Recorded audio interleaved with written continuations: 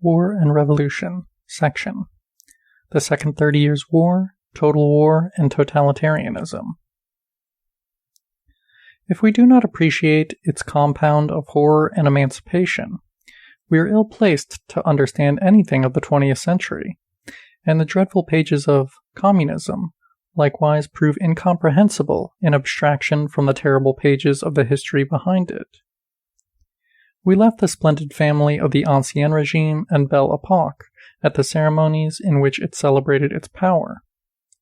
The outbreak of war instantly created a gulf of mutual hatred and contempt between the crowned heads, even though they were variously bound by kinship ties. There is a detail that reveals the true brutality of the struggle. The various sovereigns and rulers had hitherto recognized one another as members of one family, even racially.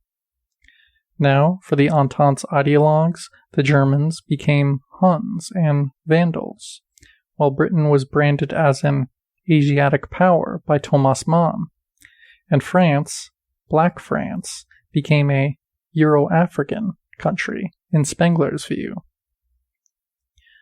This mutual excommunication was symptomatic.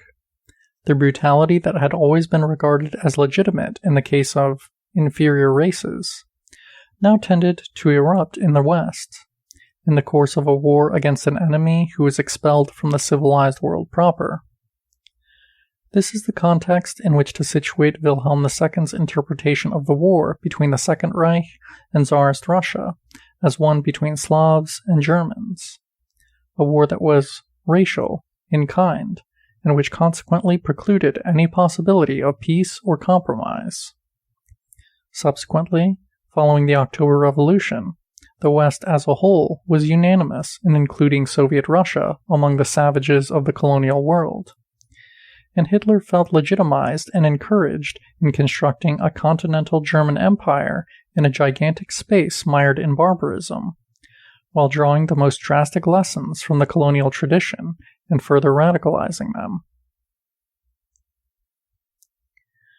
1914 was the beginning of what many historians characterize as the Second 30 Years' War, a complex set of contradictions and conflicts of the most varied kinds, which, having raged until 1945, were finally resolved only with the collapse of the USSR and the triumph of the American century.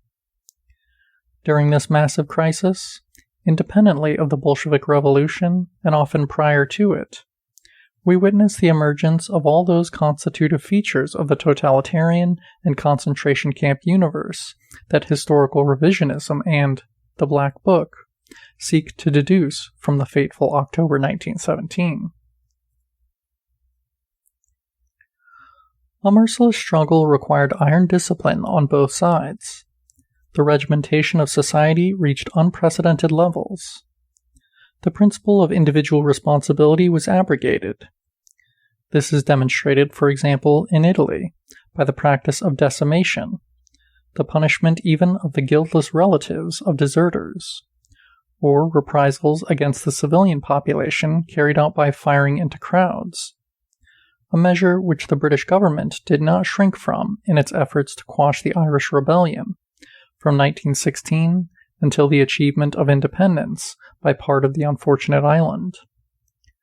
Like the abrogation of the principle of individual responsibility, what are today regarded as other characteristic aspects of the totalitarian regime made their appearance during the First World War. Is the totalitarian state an all-devouring Moloch? We have seen Weber remarking in 1917 that the state is accorded legitimate power over life, death, and liberty. And this also applies to countries with the oldest liberal traditions. In the USA, although safe on the other side of the Atlantic and sheltered from any danger of invasion, people could be sentenced to as much as 20 years in prison for having expressed an opinion liable to disturb the climate of sacred patriotic unity. Such patriotic unity was configured as a kind of single party. Political, trade union, or cultural organizations that challenged it were ruthlessly suppressed. A feature of the totalitarian phenomena is the imposition of a strict state monopoly on information. This monopoly first appeared, and proved brilliantly effective, in the North American Republic. 7 days after declaring war, Wilson established a Committee on Public Information that even regimented high culture. Another characteristic of the totalitarian regime is an admixture of control and violence by the state, with control and violence from below, perpetrated by political organizations or militarized sectors of civil society.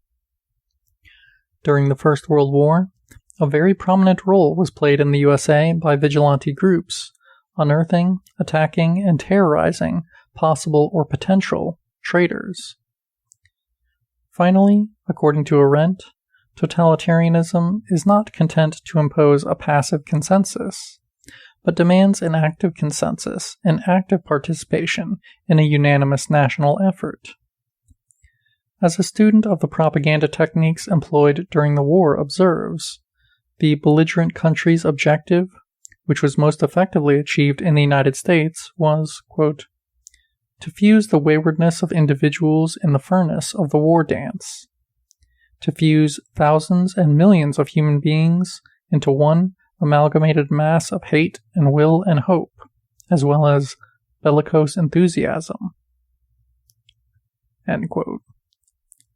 Above all, the same slogans prevailed: total mobilization, total war, and even total politics. This is where we must start to explain the genesis of the term and reality of totalism, as it was initially dubbed, or totalitarianism proper. The Iron Fist targeted entire ethnic groups, suspected of maintaining links with the enemy or harboring sympathy for him, hence resort to deportation. Among its victims were the Armenians, whom the Turkish government blamed for favoring collaboration with Christian and Tsarist Russia, which in its turn deported Jews, who were suspected of looking to Wilhelmine and Social Democratic Germany as a possible liberator from the yoke of anti-Semitism. The protagonist in the first chapter of the 20th century tragedy that ended in Auschwitz was a country allied with the liberal West and at war with Germany, which subsequently became the artisan of the final solution. In turn, during the First World War, Germans suffered violence and persecution not only in Tsarist Russia, but also in the USA. Sometimes they were marked out by a yellow symbol, and there were those who invoked the sterilization of a genetically tainted race.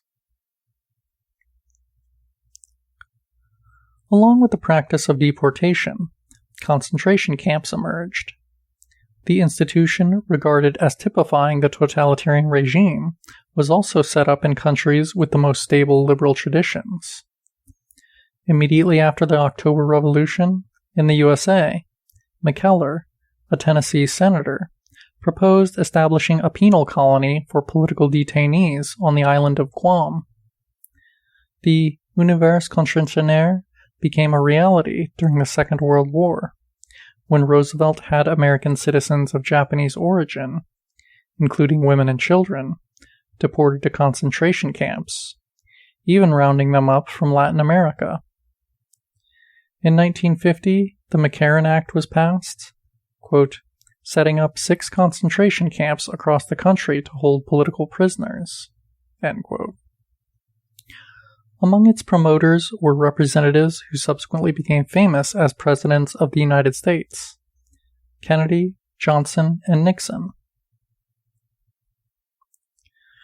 The diffusion in the most diverse countries of institutions and features typical of totalitarianism clarifies a crucial point. Rather than in a particular ideology, its genesis is to be sought in war.